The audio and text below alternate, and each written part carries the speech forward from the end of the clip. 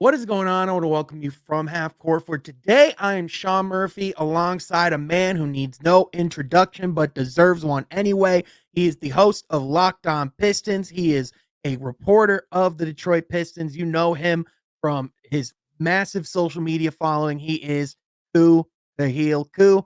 What's going on, man? Good to see you. Thank you so much for coming back on the pod. Absolutely, man. Thank you for inviting me. Looking forward to talk about everything. Like you mentioned, we were talking a little bit before we started recording. It is the dog days. It is definitely the Yep. dog days of the off season. So I appreciate coming on, appreciate helping out, and looking forward to what we're going to talk about today. Yeah, absolutely. So, I actually had a funny story that I wanted to share with you as well. So, literally earlier this week, one of my friends, shout out Chris, he was like, "Hey, I want to swing by your place. I have something I want to give you." I was like, "Okay, sure." And he comes in. There's a box. I open it. It's a Killian Hayes autographed hat. And as if we need to question the authenticity, we got the certificate to show that it's real right here. And I was like, you know what? What better timing for this to show up? It's going to be in the background every other episode, but I figured with you here, I figured bringing this out at the beginning was only right. Hey, look, so since it's not locked on Pistons, I can kind of say this freely.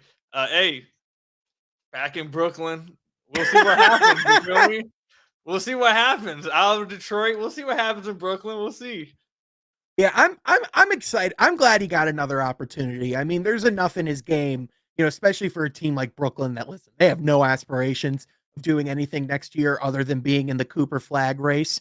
For a guy like, Killian, he's more than good enough to get that type of opportunity. My question is just, will he ever be able to even be average as a shooter? Because that's really been the bar for him. Yeah, we'll see what happens. I'm hopeful for him, but Yep. if he makes the roster, I'm hopeful for what he can do. He has to. Don't want to turn this into a Killian thing, but he Oh has yeah, too no, many. 100%, 100%. He I has too just I many just had tools, that man. funny little thing out of the way first. He has too many tools for him not to be an NBA player. It just. I know the shooting and efficiency just hasn't gotten there, but Yep. it's not like a Sekou or like one of those players that where you can't see any. He has too many NBA tools to not be an NBA. It would just be a disappointment if he never became one. But we can move past that. Yeah, the foundation is absolutely there. I agree with you. But we have a lot to talk about today, even though it is August. I still feel like we haven't done it's been a couple of years since we've done a pod together. You're actually one of my first guests on this podcast, which I appreciate you for that, by the way. But have a lot to talk about. This is from Half Court, though. We go live every week and talk all things Pistons basketball. If you like that, be sure you like this video, subscribe to the channel. Follow socials. Check out Koo on Locked On Pistons and follow him on Twitter. It's at Khahil, right? Yep. Perfect. Awesome. Sweet. Let's get right into it. Another thing, one of the most vivid memories I have from this last season was actually a conversation between you, me, and I think it was Eric, Vincent, and Czar. It was at the home opener after the Pistons beat the Bulls. And we were talking about how they were looking and just how everything was going overall. And I just remember specifically saying, it'll be interesting to see how they do once the level of competition ramps up. And then after I said that, they did not win a game for 2 months. It's just like, so after that happened, it was just like a weirdly like ominous, like, huh, that's kind of a morbid memory, but nonetheless, obviously this year did not go how anyone suspected. And because of that, I think a lot of people don't really know what to expect, coming into this season. I know, that you've kind of expressed that, as this offseason goes on, you're kind of a little bit more in question about some of the moves that were made over the offseason. What to you would be a successful follow-up season to what they just went through? Because to say that there's not going to be ramifications of a season like that, I just think is false. Like inherently, it's going to slow down whatever timeline you wanted to have, right? So just to give a little context to why I believe like I've started to get lower and lower in the offseason, I'm sure some people are questioning that. Mhm. I haven't talked about on my podcast yet, so I know I have a lot of listeners asking me already, like, why are you feeling that way? Just to give a little context. So, like, I think the Tobias Harris move was good.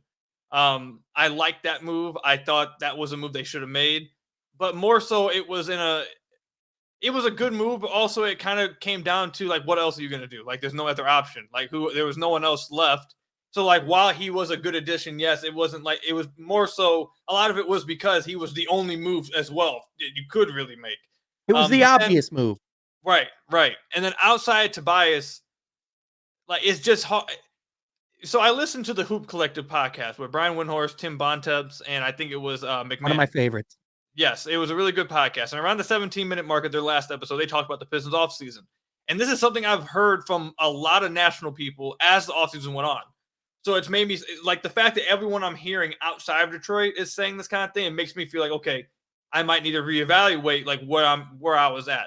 And it's just like Malik Beasley, he can hit threes, but like he's not really going to bring much else. And he was quite bad defensively this past year.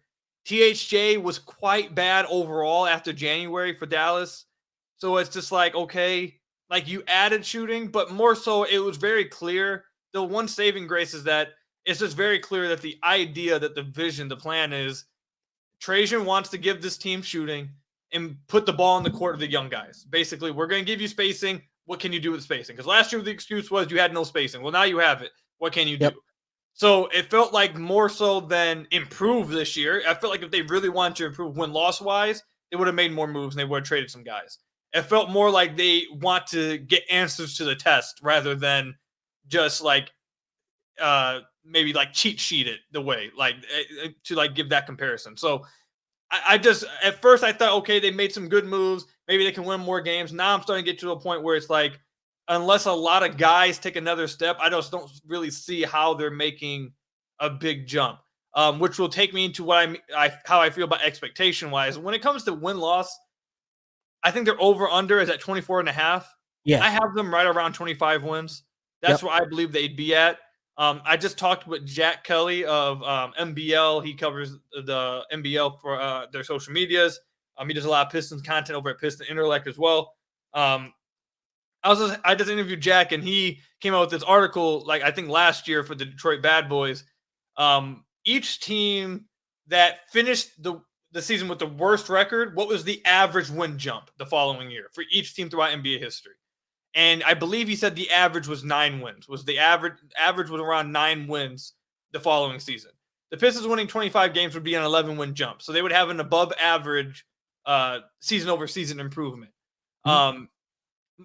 For me, what really hits it for me is that they lost 68 games. Like, I don't feel like people truly, like, as the seasons went away, I do feel like some people have kind of you just grew accustomed to the losses, to where, like, I say this story quite a few times. Like a week ago, me and my friends were talking on like Xbox, and we were talking about, oh, if you just plugged prime LeBron on any team, would they be a contender? And I was like, oh yeah.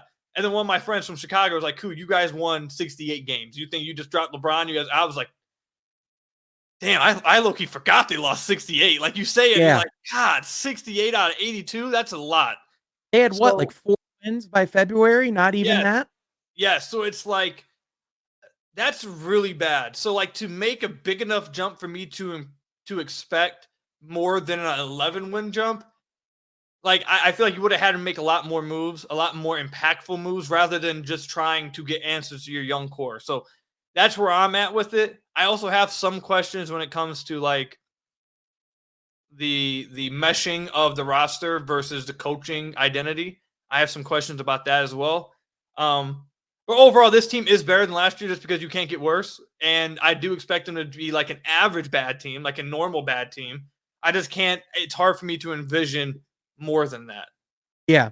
I think that's perfectly legitimate when you look at the fact that this team, when you look at the nucleus of the overall core, is almost exactly the same as what they went into last year. Really, the big thing that changes are, some of those, support ancillary pieces, those veterans, that you get. I think Tobias obviously will play, a pretty significant role, especially this season, but it's not like he signed a long-term contract. He signed a 2-year deal, a pretty tradable deal to me in the second year.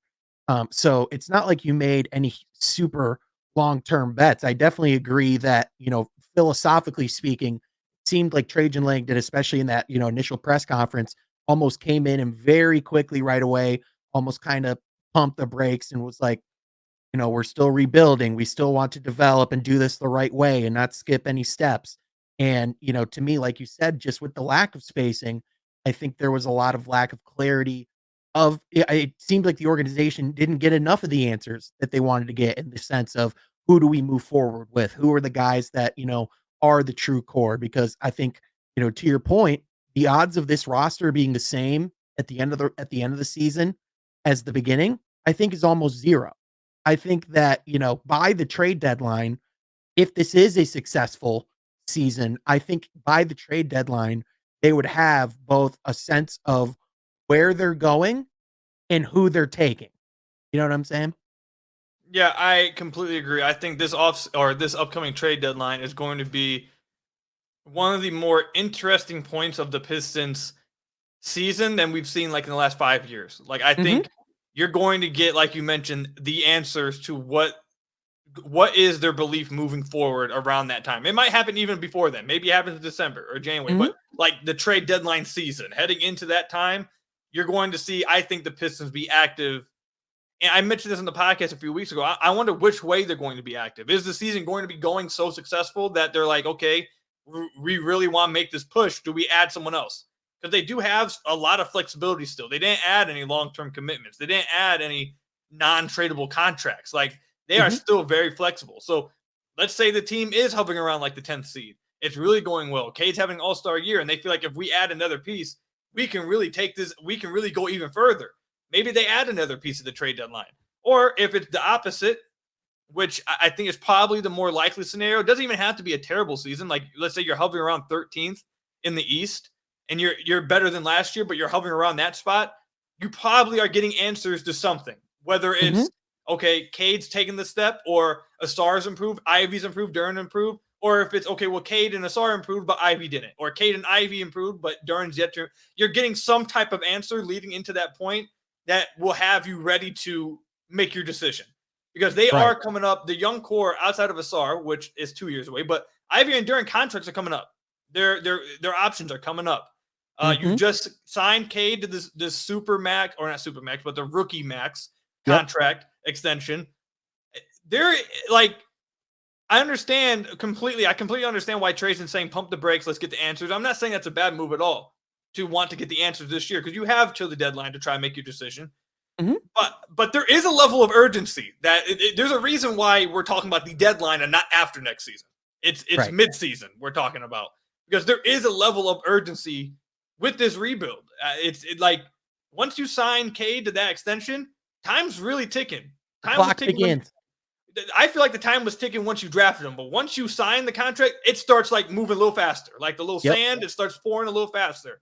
So it's like they're going to get answers, whether it's good, bad, mediocre, whatever answers to what direction they're going to go to. I think that's the most like interesting part of this season for me. It's not even the win loss. It's not if, to be honest, it's not even more interesting than, or it's more interesting than if Cade can be an all-star or NBA player for me this year. Like I'm the most interesting part of this season.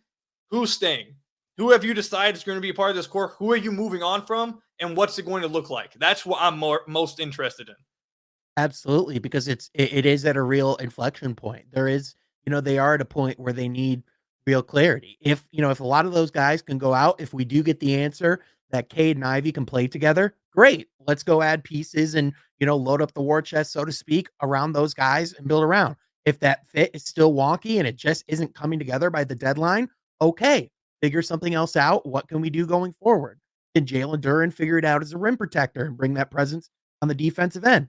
Great. I'd feel great about giving him that type of extension. If not, then we'll have some conversations, like I think a lot of those things.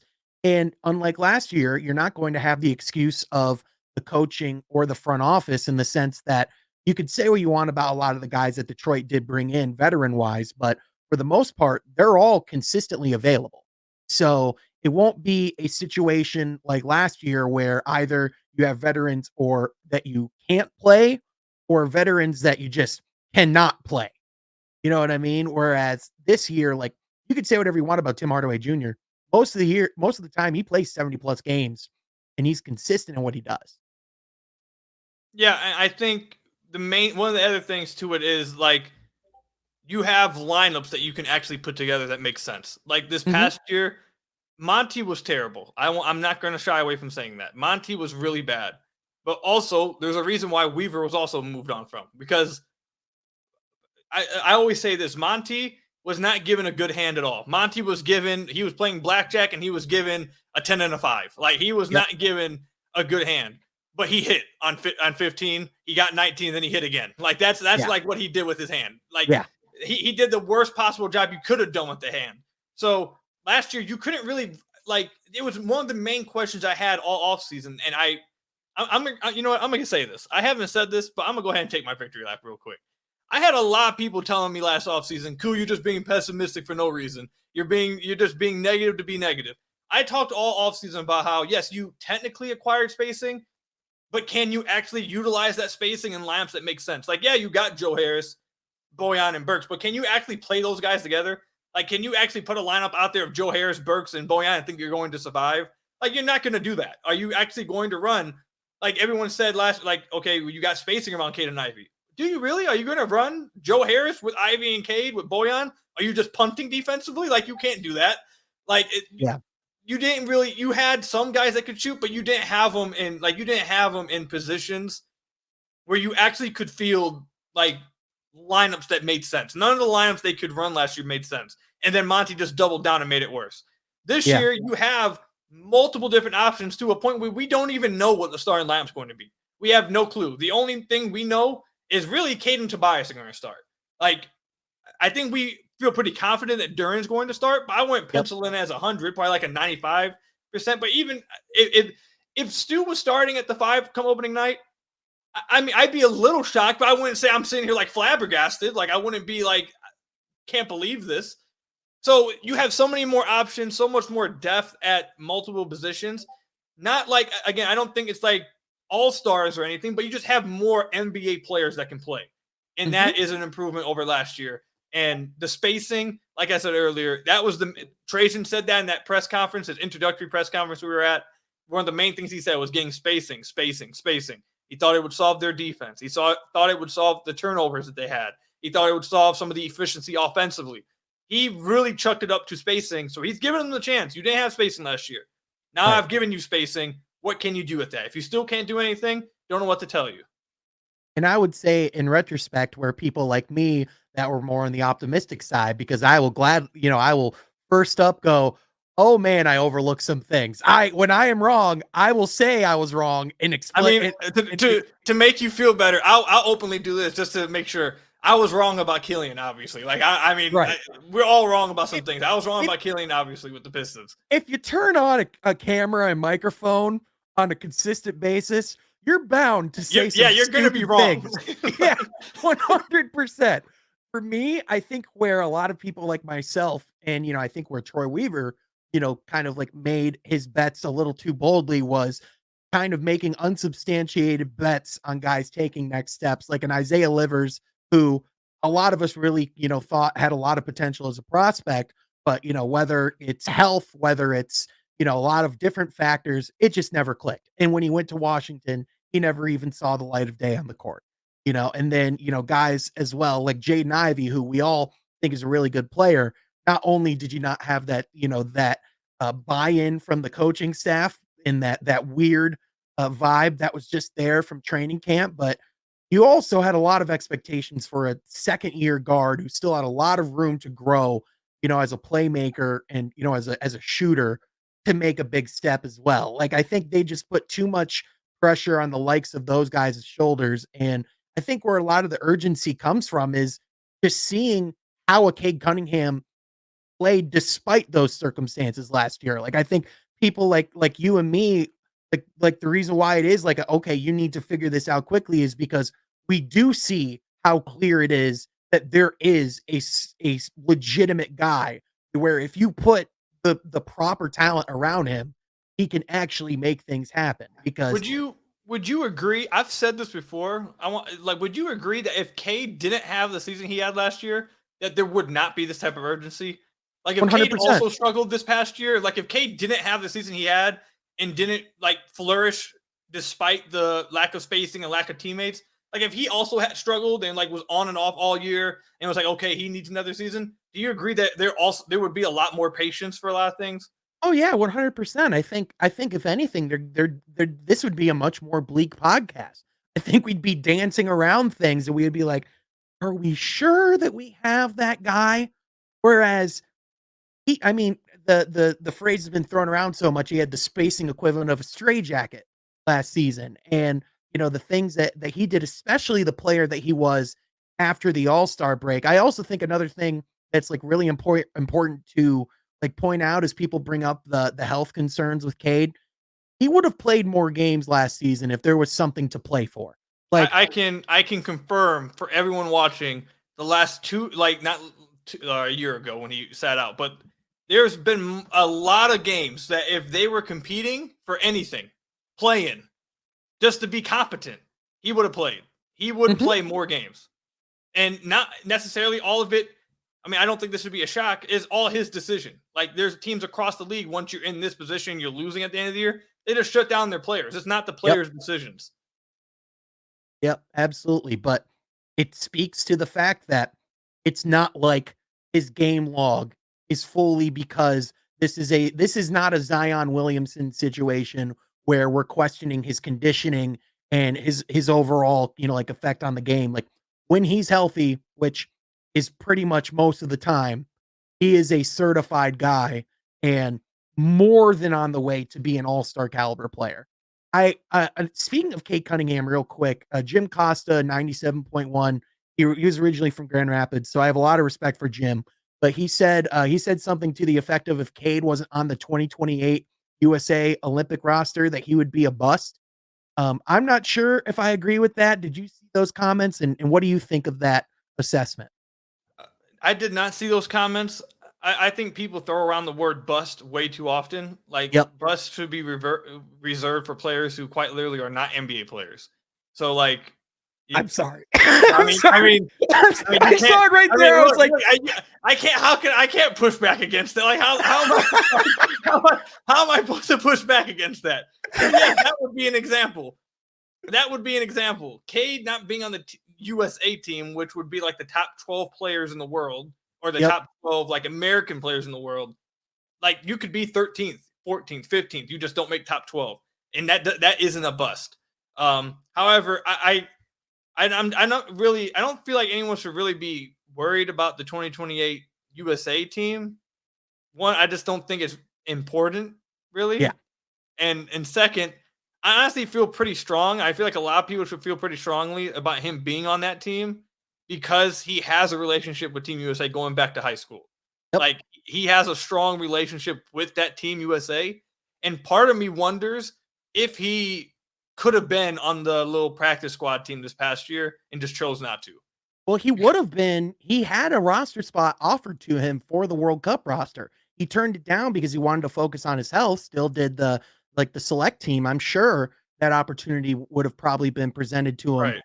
this last year, but I mean, he already not only does he have those relationships like you've said, but I mean, the buzz people forget last summer, all the buzz when mind you playing against guys like Tyrese Halliburton, Anthony Edwards, when he was with those peers, the buzz was around Cade Cunningham. I'll add this real quick, and this is something I haven't said on my podcast either. I've talked with some players around the league, and I've talked with some like agents. I've talked to some like scouts. The few people. I'm not saying I've talked to a lot of people. It's very few. I don't have Right, connections like that. But right. like the few that I have spoken to, there is a lot of genuine respect for Cade in the NBA. Like there Mhm. is a lot of people, from what I understand, respect Cade's game and believe that he is that. So like, and that goes to Team. Like I had Ben Golliver on the podcast last summer when that whole Team USA stuff was going on, and he spoke glowingly about it and talked about how people within Team USA spoke so strongly of Cade consistently. So I feel like obviously there's questions that he has to prove this year. Is he going to be a super, like all that stuff? I think while he has to answer those questions, I feel like a lot of people already hold him in a much higher regard than, let's say, like ESPN pundits like do, or like Yeah. someone who doesn't like. The league seems to hold him in a much higher regard than those like that watch nationally do, for what it's worth. Yeah, for the people who's not on where he's not on their radar, all they see is the win and loss record, and they chalk that up to, the best player not being good enough. When in reality, the people, the Detroit fans who watched the Matthew Staffords, the Calvin Johnsons of the world for years know that an organization can fail a player from truly reaching the levels that we know that they can, right? You, We've seen it too much. okay? So since you brought it up, you want to hear a dark joke that my friend, his name's Dan. If he happens to listen to this, my guy Dan, um, he constantly in our group chat, anytime the Pistons come up, ever since the beginning of the losing streak, once it hit like 15 games, ever since then, and actually, I think it was when Cade was walking off the court, it looked like he had tears in his eyes. Like ever since that point, my friend, he constantly says, "Are you ready for part two?" And then he just sends the Stafford gif. he's like, you need to prepare yourself for part two. And what he's trying to say, for anyone who can't put it together, what he's trying to say is we're about to witness part two of a player that we all think is great, doesn't get surrounded with enough of the team. He leaves and he immediately has success. So it's like, he's like, get ready for part two. It's incoming. Now, Yeah. we're way early. I don't think that's going to happen, but it's just like a dark joke that I feel like some Pistons fans already kind of have, but like it's just one of those dark jokes that my friend group keeps throwing at me. Like, who get prepared, man? We're going down the same tunnel here. And listen, I fully acknowledge that that could probably be fueling a lot of the urgency that people like you and me are feeling. And I think I think it's fair when you see history repeat itself in every area in sports as well. Like I think it's valid to bring up those concerns. Like, a lot of times organizations can take players for granted and before you know it, they're out of your building, right? So I think the more that they can focus on heading in that right direction and giving that clarity and actually putting that vision forward, I think the better. And I think the one thing, while it's still very early days, and the judgment is very much still, the time will very much tell. But it does seem like from the beginning there isn't a panic, and it does seem like Trajan has a better sense of how to actually construct a roster and how to make some of those decisions. Yeah, I think that's the one of the main things to take away from Trajan is that he seems very what's the word? Like he seems very clear on what he wants. Whether it's what Calculated. the fans would like, whether it's something I would have liked, I would have been more aggressive this offseason. That's what I would have done. Whether it's what I would like or someone else would like, it seems like he knows what he's doing and he has a plan. Whether the plan works out or not, we'll see. But it seems very clear what his plan is for this team. Like, despite the fact I'm getting a little lower and lower on the offseason overall, I still see what his plan is. Like, I get why he did it. I know what he's doing and what he's trying to achieve. Where there was a lot of questions for me with Weaver, especially towards the back end. The beginning of the time with Weaver, I feel like a lot of people felt a little bit better. But the back end, the last year and a half, 2 years, I really started to question, does he know what he's trying to go for? Or is he just assembling talent and saying, well, whatever. Like, I feel like with Trajan, you definitely get a different feeling where he's a lot more confident, I feel like, and Yeah. he knows what he wants. Yeah, you could see the difference between a fractured front office that, as it was reported, has factions, has different beliefs and visions, and a unified front with a clear figurehead that's actually moving forward. And it's crazy to believe, even though there's different titles for whatever positions in the front office, this is the first dedicated president of basketball operations the Pistons have had since Joe Dumars.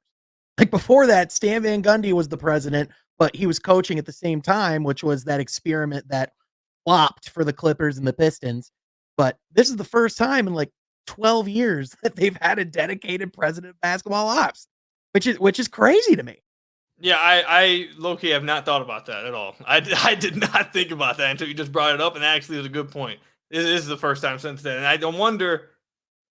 I want. Actually, no, I don't want to say that out loud. I'll backtrack from that. That would be a little bit of a spicy take. I'll backtrack, but it is. I'll say it's interesting. That is pretty interesting. Yeah, I think at the very least the restructuring and the direction they're heading in now, I think has more promise to bear fruit than the position that they were in. Whether it will or not, we will see. But I think one of the guys that will be a big reason, if it will be a guy like Ausar Thompson. And I know that you are another guy who's very high, not just on Ausar, but just on the Thompson twins as a whole. I think Amen is going to be sensational, and is if given more run in Houston this year, he's going to be phenomenal. And I think assuming he has health, which it sounds like Ausar, will be good to go for training camp and everything after the I believe it was the blood clot issue that he went through. What do you think a year two of Asar is going to look like? To me, I think I still I want to see that defensive side to continue to advance and just see those all defensive flashes that we know that we saw last year. But in addition, it would be great to see more of that consistency shooting the ball as well.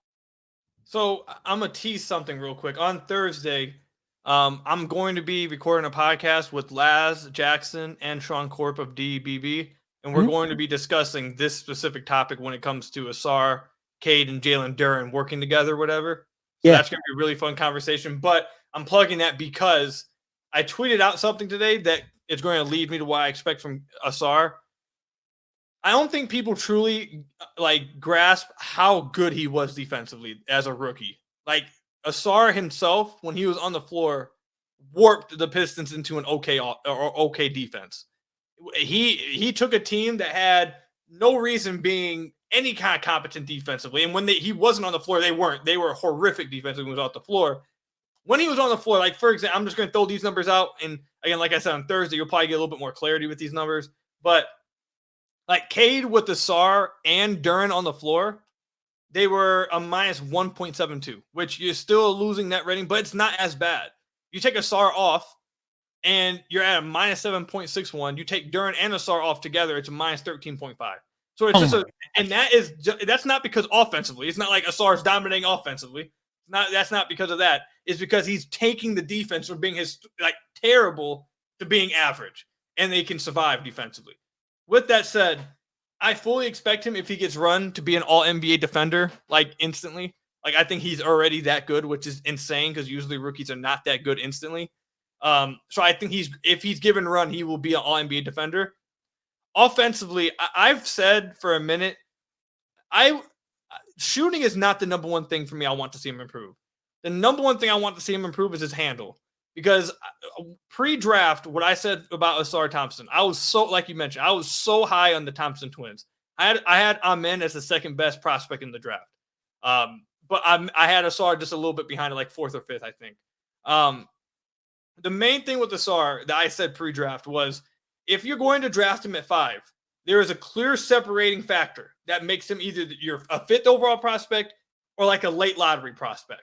If you believe he is a secondary playmaker and he can be a secondary ball handler, you take him 5. He will be more than worth the 5th overall pick. If you think he's only just going to be a defender and someone who can cut and you can take advantage of his athleticism every now and then he's too much of a risk. And honestly, the peak version of that type of player isn't crazy valuable, so you shouldn't take him at 5.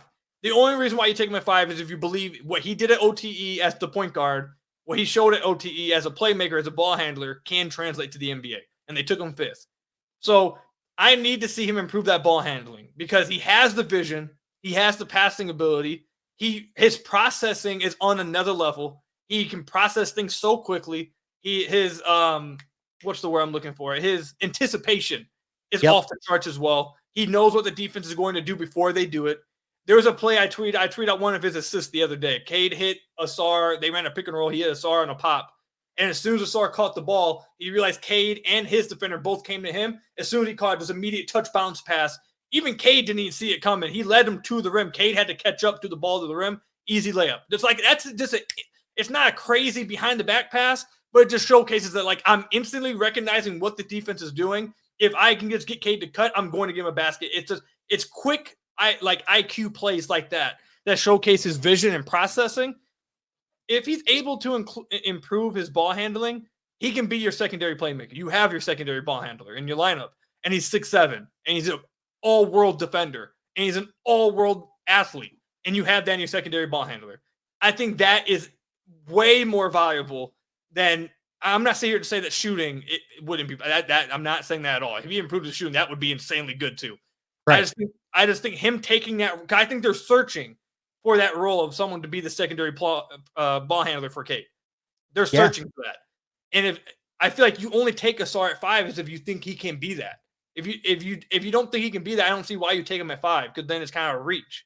So I need him to improve his ball handling. If you can allow him to run pick and rolls, you can allow him to run some DHOs, flowing downhill with the ball in his hands, let him make decisions for others. He was also a really good finisher as a rookie. I know that he struggled as a shooter, but around the rim, he was a pretty damn good finisher. I'm trying to pull the synergy numbers up. I don't remember what exact percentile he was in. I think he was in like the 78th percentile. I could be wrong. But I understand a lot of people's focus. Yeah, he was in the 71st percentile around the rim. So really good finisher as a rookie.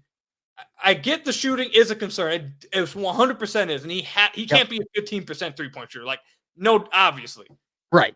I think if he takes that step as a ball handler, that really unlocks something for this team, and it allows you to play lineups that you wouldn't necessarily be able to play before.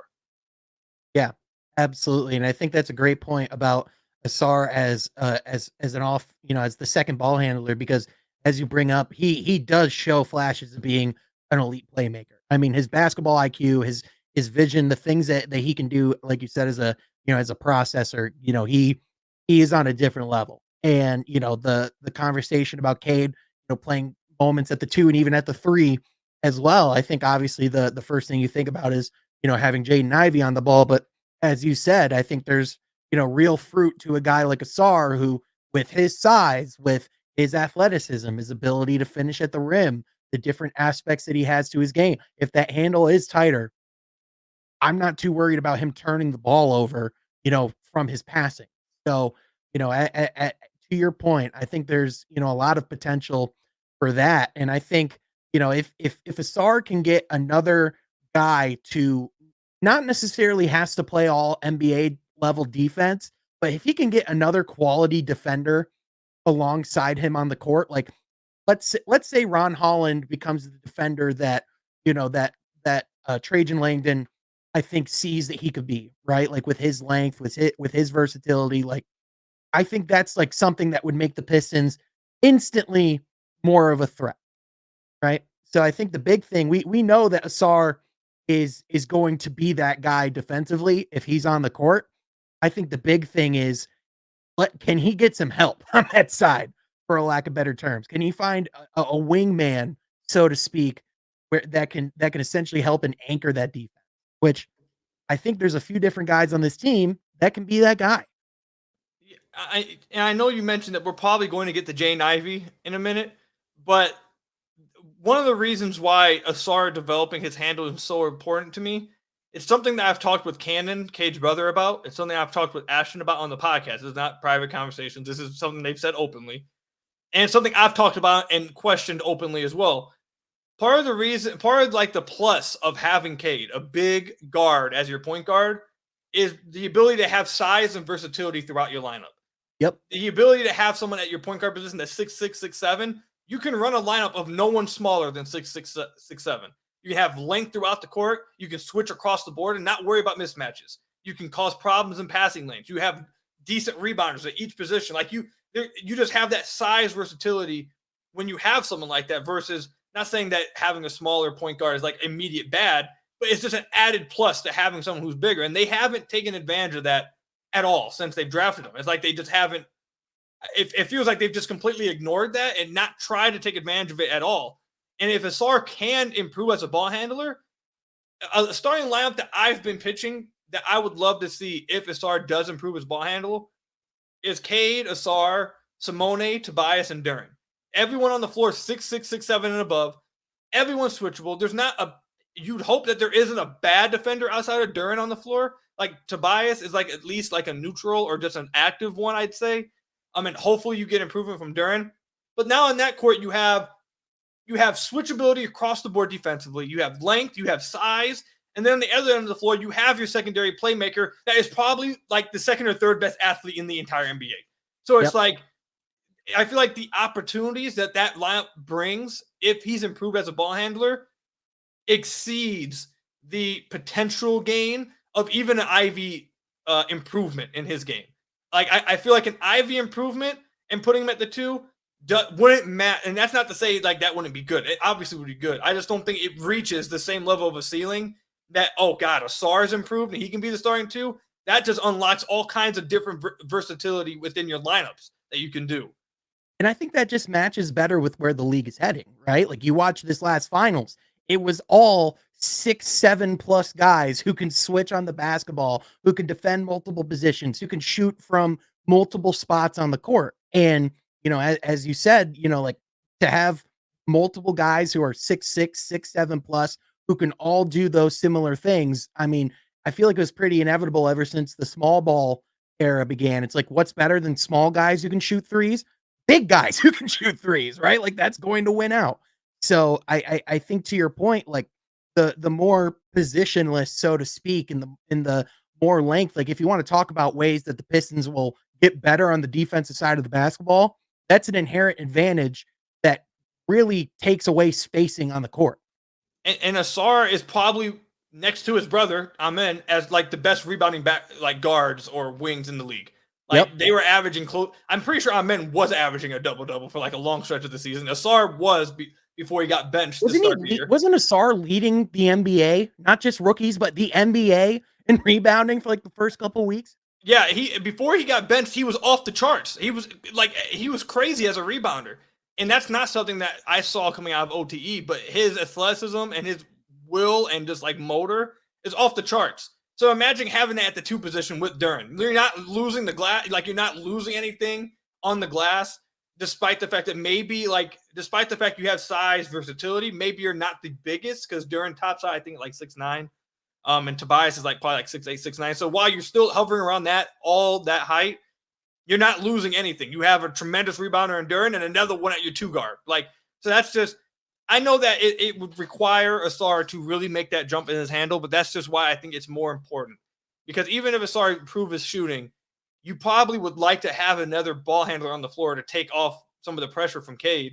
And if Ausar can't do it, then you're forced to okay, well then can you run a Cade, Ivey, Ausar lineup? I don't know. Can you?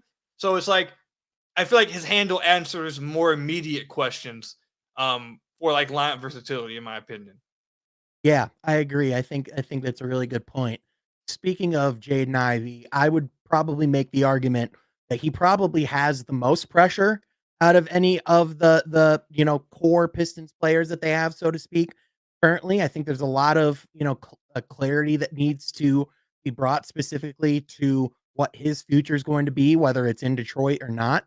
And, I think that, the reason why that conversation does exist is because he is the one where the fit is the least natural alongside of Cade. That has been the conversation since he put on the cap and was drafted by the Pistons, right? And I think a lot of last season, I think you can very much make the argument was not his fault. A lot of it was, him being failed by the coaching staff. But in the same light, it's not like when he was on the court at times, it's not like we saw some of those advancements either. Like even when Jaden Ivey was starting, I can't necessarily think of Jaden Ivey moments or Jaden Ivey games from this last season the way I could his rookie season, right? So I guess my question to you is, do you think that what happened last year is too insurmountable for a guy like Jaden Ivey? Because it's probably one of the more unprecedented circumstances we've seen a lottery pick go through in the last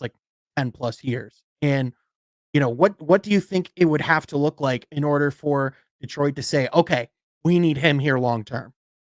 So I know I'm in, I think, a minority with Ivy at this point. I'll just openly come out and say it. I'm pretty out on Ivy at this point. Um, for these reasons, when they drafted him, I wasn't the highest on him, and I grew to like him a lot more during his rookie season because he improved as a playmaker, especially towards the end of his rookie season.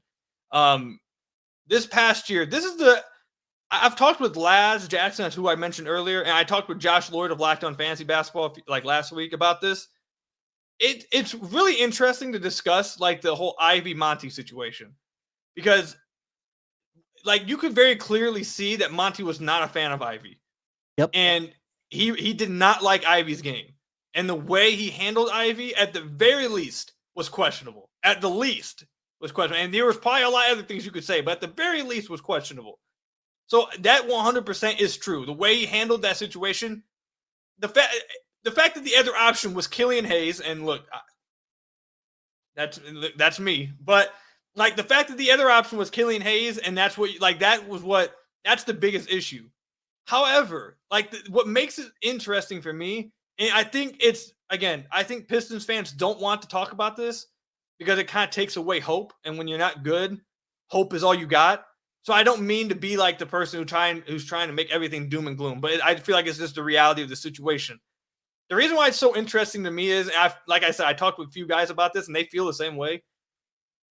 It's like you mentioned, like, okay, Monty didn't handle the situation well at all, and he did not treat Ivy. Again, it was questionable at the very least. I'll just leave it at that. Questionable at the very least. Mhm. But then when Ivy would play, you kind of would be feeling like, okay, well, I kind of see why Monty doesn't like him.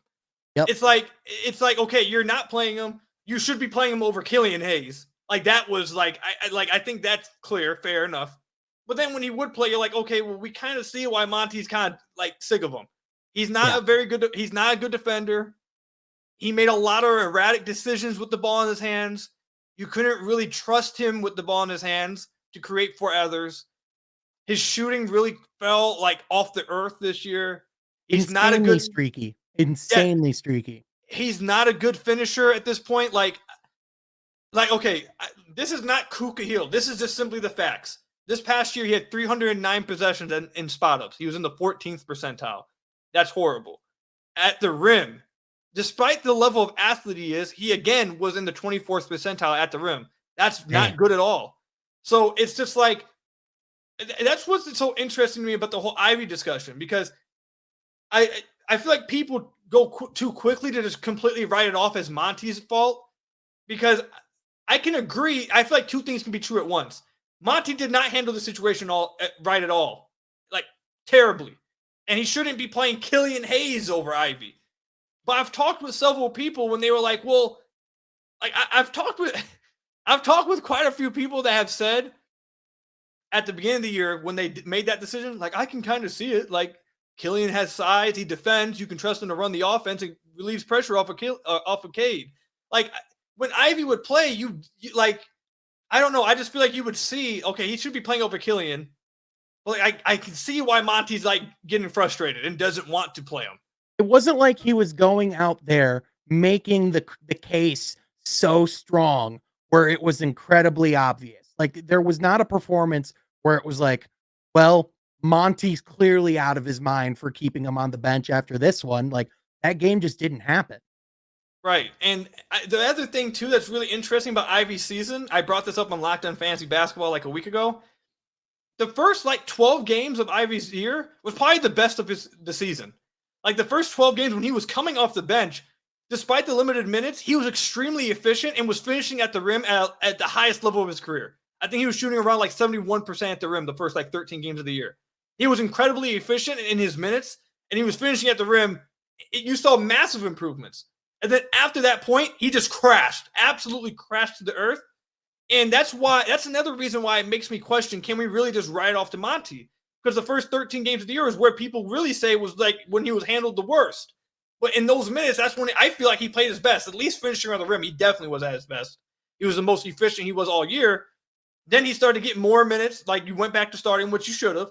But then that's when he crashed back down to the earth. So it's just like, okay, yeah, Monty didn't use him correctly and maybe obviously didn't handle the situation correctly, but it's not like Ivy was, like you said, forcing his hand or like showcasing on the court a reason to really push back against what Monty was saying. I feel like the real argument, all it really was, and you can't push back against it, he's better than Killian Hayes. Like that was like exactly.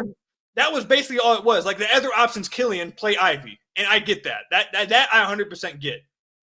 Well, not only was he better than, I think the argument's not only was he better than Killian Hayes, we already had 100+ games of Killian Hayes footage. Like you could say whatever you want, but statistically, we had kind of seen what Killian Hayes was, and nothing that happened that season changed who Killian Hayes was, right? But as you said, on the other hand, Jaden Ivey did not come out and, build off of that first season in a way that made you go, okay, here we go. I think I still think there's a lot, there as far as Jaden Ivey's abilities, his athletic abilities off the charts. I mean, probably one of the quickest players end to end I've seen live. But as you said, I think sometimes, to me, I think sometimes that speed can kind of be to his detriment because I think ironically when he plays his best sometimes is when he slows down because a lot of times mentally he can't keep up with his physical speed. And that's when a lot of the mental mistakes happen. That's when he gets to the rim, and a lot of times he doesn't even seem like he has a plan of what he's going to do when he gets there. He just knows he wants to get there. And this isn't Purdue where, outside of your own big and Zach Edey, there's not really anyone that can challenge you at the rim and stop you from scoring. This is the NBA. You are going up against the class of the class and some of the best players in the world every night. You are not going to finish that easily at the rim. And that's shown out. So unless he, can adapt and find different ways, if he can, improve his focus, if he can become stronger as a finisher, then I think that definitely, helps the conversation. But I think the big thing with Jaden Ivey is there has to be a form of consistency because, we saw last year in February, he was shooting some of the best we've seen of his career. He had like a 3-point streak where he was making, I think, at least one or a certain amount like over a course of multiple games. But then the next month, he shot like 23% from three. And there are those nights where he had the ball in his hands. Like I think the one game he had last year that was really good was the come from behind win in Sacramento. But those were flashes in the pan. They weren't moments that were stretched out and built upon. They were just those flashes. And again, that's really when you talk about the differences between the decent and the good and the great players. It's any of these players can score 40 on a given night. But which players can go out and score 25 consistently and actually put up numbers consistently? Who can actually hold that and actually be that guy every night? Yeah, And that's my question with Jaden Ivey. yeah, Ivy. I feel like Ivy has become a fan favorite for obvious reasons, and I get that. Mhm. It's just for me a positive. What has to happen this year? He has to become a better finisher at the rim, like that. I feel like that absolutely has to happen. Yep. With that athleticism, you have to be able to convert looks at the rim. Like you just have to be able to. And this is the thing too. And I know I come off as an Ivy hater. I'm gonna kind of accept that. I mean, it is what it is. I feel like I'm just saying the reality of the situation, but I get it. I'll accept the badge. No, Koo, Um, you can't be critical of someone and not be a hater. That's how it works. I'll accept it. I'll It's accept the black badge. and white, no in between. I'll accept the badge. I'll accept it. But it's like the problem with me for Ivy and assuming like a big jump this year, I think it just requires so much improvement in so many different areas for him. So like for example, like with Duran, we're only really wanting him to improve on rim protection. If he can become a Yep. better rim protector, instantly his value goes up. Could he become a better 1,000%. could he become a better switch defender? Sure. Like, could he become like different aspects? But if he simply just improves as a rim protector, instantly, it's like, okay, well, we have something to build on. He's so good offensively. We'll be, like, that's good enough. Like, signed, sealed. He's your the big man of the future. Like, that would be enough. Ausar, can he improve his handle? Or can he improve his jump shot? Either one of those immediately launches him into, okay, signed, sealed, delivered. He's a part of it. With Ivy, I think there's just so much he has to improve as a finisher because he's been one of the worst finishers in the league through 2 years. He has to improve as a jump shooter because he was one of the worst shooters in the NBA this past year. Like you mentioned, February he shot extremely well, and it changed. It really like changed how people were thinking about his shooting season because for the majority of the season he was not shooting well at all. There was a tweet tweeted by somebody I think it was with NBA.com. It was listing the worst wide open 3-point shooters in the league up to I think it was January 15th, and Ivy was the worst. So, and then in February, like he shot like I think like 48% from three in February. He was off the charts, but then he crashed back down. So it's like he has to improve his finishing. He has to improve as a shooter. He has to improve as a decision maker. He has to improve as a playmaker, and he has to improve as a defender. So it's like I feel like there's so many areas that you're asking him to improve on that maybe he gets there by 2026, 2027, when he's like 25, 26 years old. But does that fit the timeline?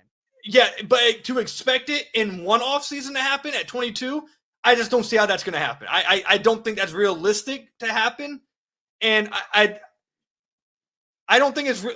For me, I guess maybe it has a lot to do with who I've like the Pistons that I've watched over the last 10 years. Expecting big jumps from every single one of your young players just is not realistic.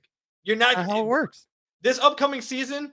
You may get a jump from Ausar. You may get one from Duren. You may get one from Ivy. But the idea that you're going to get one from Ausar, Ivy, and Duren is how you get yourself in the position that Weaver got himself into last year by expecting jumps from everyone in the young core. It just doesn't happen. So for me, when I look at like most realistic players to make a jump, okay, well, Duren, all I needed him to do is show me more effort around the rim, and I can believe in that. Yeah. Ausar, all I need to see him do is either improve corner three-point shooting or improve his handle, and I can believe in that. I feel like even with Ivy, if he improves his finishing, I feel better about him. But then I'm still questioning, like, okay, is it, despite that, he's not a good defender. Do you want that next to Cade at his size? Is he going to get picked on? Is he a good enough shooter to space the floor out? Is he better with the ball in his hands? Like, can he play off ball of Cade? Is he better with I feel like I'm still going to be left with more questions with Ivy than I am any other young core guy, which is why I find myself more out on him than others. Yeah, and I think that's totally fair, especially when you talk about, I think people underestimate the importance of having, someone who's great at a specific role or a superstar in their specific lane. Like, when you start having guys who try to, spread themselves too thin, so to speak, and, try Sadiq to Bey. get, be good at exactly. Like you try to do multiple different things when a Sadiq Bey probably could have gotten an $80 million contract if he just focused on defending and shooting the three, right? Like, the if you're a superstar in your role in this league, you can get paid handsomely, especially like you said, as a big, like with Jalen Duren. He already has enough in his game offensively, in my opinion, to where if he does become that rim protector, he already is one of the rising big men in the league. I mean, he already is that, but I mean, if he becomes that as a rim protector, like with all due respect, I mean, like it'd be cool to see him grow in other aspects in his offensive game. Like, I don't really care if he becomes a shooter or not. If he becomes an elite rim protector, that's the thing that takes the Pistons to the next level. Because when they were playing that solid basketball to begin the season, the biggest factor was Jalen Duren on the back end was looking like an absolute dog. And he was playing great basketball on that end. When he went down to injury, when he lost, that consistency and whatever that confidence or just that stretch that he had, whether other teams just figured something out or whatever, mind you, they were not the same team. So, that's going to be a big factor. And, like you said, when you're talking about the urgency of having to take the next step forward, those are the guys that could say, all right, well, with Ausar, there's the question marks, but defensively, we know. With Duren, rebounding, we know. Like to your point, with Jaden Ivey, there's not that one thing every night that you can count on that you're going to get. It's always kind of a heads or tails, so to speak. No, I think what you said was perfect. I think that is something that's lost upon a lot of people. It's absolutely 100% correct, and I've said it for years with back with Sadiq Bey. Some players do not need to be more than what they are. Like, not every player do we need to be sitting here saying, well, their ceiling is through the roof. If you can just add this, you can add that. No, sometimes it's okay to have the ceiling right here. Sometimes it's okay to just be what you are, to just be, let's say, in like Duren's case, a rim rolling. Like, if he were to become a rim running defensive big that has playmaking chops, that's good. You don't need him to shoot threes. You don't need him to be ice. Like, that's not what you need. Like, if Ausar became nothing more than just if he became nothing more than just a playmaking defender, okay, sometimes that's good enough. If he became nothing more than just a 3-and-D guy, that's good enough. Like, sometimes it's okay to just be what you are. And you brought up like Sadiq Bey. Sadiq Bey was a perfect example of this. Sadiq Bey all of a sudden wanted to be Paul George because everyone kept telling him he could be. Yep. Everyone gave him the reign to do it. And now all of a sudden, his three-point shooting we saw his rookie year, he didn't improve on his off-ball movement threes. You didn't see him improve as someone catching on the move, coming off off-ball screens, coming off DHO shooting threes. You didn't see him perfect his craft as a three-point shooter. Instead, all of a sudden, before he even perfected that craft, he was trying to add different branches to his game. And it just, you don't see that work too often. Like, sometimes it's okay to just have your perfect perfect your skills and be a superstar, like you said, in your role. And every now and then, obviously you get that guy who pops, that has that rare development in a different area, and then you get that pop. And maybe it is Duren, maybe it is Yep. Ausar. Hell, maybe it is. Maybe I'm wrong. Maybe Ivy improves on all of it this offseason and doesn't. Maybe it happens, but that's why it's rare. That's why you don't get those. That's why you don't see the Giannis's in every draft. You don't see the PG-13s in every draft. Those guys with those rare outlier developments, it doesn't happen all the time. Like that there's a reason why those guys are who they are. So it's okay to just be great at something and perfect that role. And I guess that is a good way of putting why I'm kind of out on Ivy, because I don't know what is his role. What is he great at so far? Like, what is it? And I think the perfect example of the NBA success story of this over the last few years, I look no further than a guy like Aaron Gordon, who was the centerpiece franchise guy in Orlando, was kind of being built around as their number one scorer, being asked to do a lot of those things on that side of the ball. And listen, Aaron Gordon could have probably done that for another 5 to 10 years, made 150 million dollars, lived a happy life, and probably wouldn't have been talked about in, historically, as far as great basketball players, but he would have made a good living. He goes to Denver. He significantly, shrinks his role and changes the way he plays. He turns into a rebounder. He turns into a defender. He turns into a Swiss Army knife guy, pretty much like a supercharged Draymond Green, right? And he goes out there and helps win the championship, but also is one of, if not maybe the best role player in basketball, if not on that very short list. Even another guy that used to be a Piston, Kentavious Caldwell-Pope. You know why he continues to get paid to this day? Because he is amazing at shooting the basketball. He is locked down on the defensive side. That consistency, bringing those traits, that would bring wonders to a team like the Pistons. Yeah, and another example is Derek White. I think Derek White is a perfect example of this. Aaron Gordon, I think, is actually a really cool situation with this too, because it's a perfect example for what you're talking about, and also someone who I think he also somewhat benefited from those early years of Orlando, because you did absolutely some of those forced opportunities upon him. You saw that a little bit with Denver this past year. Like, you saw them forcing him to bring the ball up to try and switch up matchups in the playoffs. And the only reason why he was able to really do that is because he was forced to give those kind of reps in Orlando.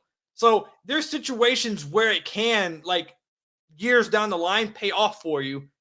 But Aaron Gordon, it was so good already naturally as a defender, and had the size and athleticism and the IQ to where he had that Aaron Gordon went, what was he, third overall for a reason. He had that foundation already. So he already had a foundation to build off of. But yeah, another the perfect example for it. And look, I think this is the thing I think people miss with me and Ivy. I don't think he's going to do it this year. Maybe I'm wrong. If he does, it'd be great for the Pistons. I don't think he's going to do it this year. If someone told me in 2027 Ivy's become a really good player, I would not be shocked. If you told me Ivy in 2024, 2025 is a really good player, I'd be shocked. I don't think that's I personally at this point don't think that's going to happen.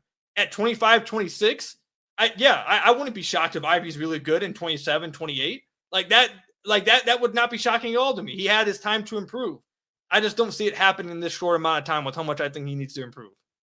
Yeah, I think you're going to see a lot more guys that could potentially find their success in their next stops, right? And not to say that Jaden Ivey is already definitively out the door, because I don't think that's the case whatsoever. But I think if you're talking about who's a guy on this team that you could throw into another situation and you could see find the success that he couldn't here, Jaden Ivey to me is very much one of those people. So I definitely agree with you there. But dude, this is a lot of fun, man. Seriously, thanks so much for coming on. That hour just absolutely went by. I already know that people know where to find you, so I'm not even going to ask you that. Go to Locked On Pistons and follow him on Twitter at Khahil. Seriously, dude, keep doing what you're doing. You're awesome at what you do. Really appreciate you taking the time, for real. Absolutely appreciate it. And look, an hour goes. You could talk Pistons, just talking everything. We could have went for probably another 45 minutes. That's yep. We didn't even talk about Duren. There were so many different things to talk about, but I appreciate it. I love talking Pistons. Obviously, I love talking basketball. So anytime you want me to come on, just let me know. I appreciate you. Absolutely, man. We're definitely going to have to run this back more this season. This was a lot of fun. But thank you to those who are listening at home. If you like the video, like down below and subscribe to the channel so you don't miss any of the podcasts and coverage we have coming up this season. Thank you so much for listening. We'll catch you guys next time. from Half Court. Be sure you're subscribed.